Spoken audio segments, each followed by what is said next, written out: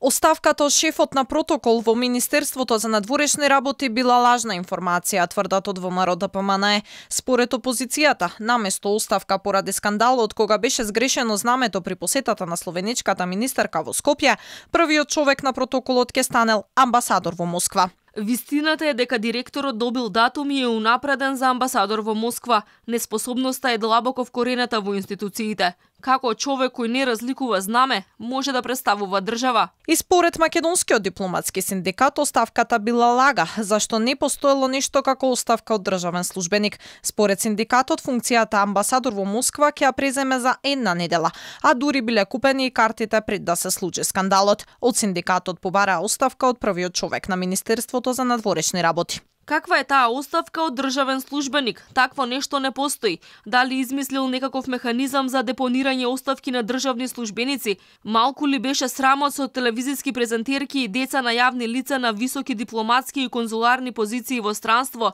Ваквите тврдења ги демантираше шефот на македонската дипломатија Бујар Османи.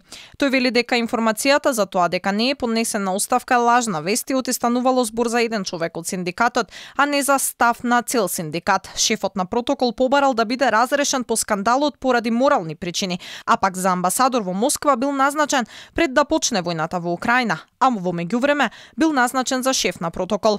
Кога ќе испратиме амбасадор во Москва, се уште не било одлучено. Дента кога се случи тој инцидент, иако немаше никаква, повторно ќе кажам, никаква директна одговорност, ми се јави и ми рече под морална одговорност јас барам да бидам разрешен од позицијата директор, дури формулацијата му беше поднесувам оставка поради морална одговорност и јас таа ја прифатив бидејќи сметав дека треба да се даде порака тоа никогаш да не се случи. Така да тоа е одделено комплетно од прашањето на амбасадорското позиционирање во Москва. Дали и кога ќе пратиме амбасадор во Москва, тоа ќе биде политичка одлука. Инаку словенечката министерка беше во официјална посета во Скопје пред 2 недели. Откако ја пречекавме со грешно знаме, МНР се извина преку соопштение и кажаа дека министерката Фајон имала разбирање за грешките, а и не е дека прв пат грешиме. Заменик министерот за надворешни работи испрати благодарност до Холандија со знаме од Јемен. Француски амбасадор во Охрид беше пречекан со холандско знаме, а имавме и случаи кога грешно се поставуваа знамињата. Во Вила Водно знамето на Црна Гора висеше наопаку, а во Министерството за правда пак чешкото знаме беше наопаку.